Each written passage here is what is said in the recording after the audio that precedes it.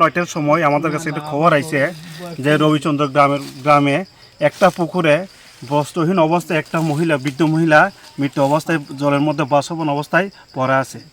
Accordingly আমরা বা জলবায়ু পোস্টের আমরা স্টাফ সহ আমি সহ আমরা ছুটে আসি, এসে দেখি একটা পুকুরের মধ্যে একজন বৃদ্ধ মহিলা বয়স প্রায় 60-এর কাছাকাছি বস্ত্রহীনভাবে মৃত অবস্থায় জলে বাসবন অবস্থায় দেখতে পাই।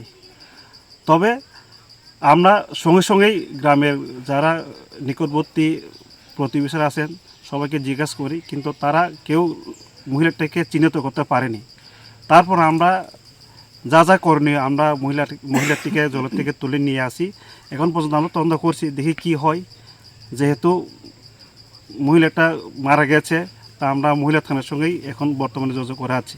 স্যার এখন কে আইছে পুলিশের? এখন আমাদের সঙ্গে উপস্থিত হয়েছেন আমাদের খোয়াই থানার এসডিপিও স্যার সহ আমরা আছি বর্তমানে।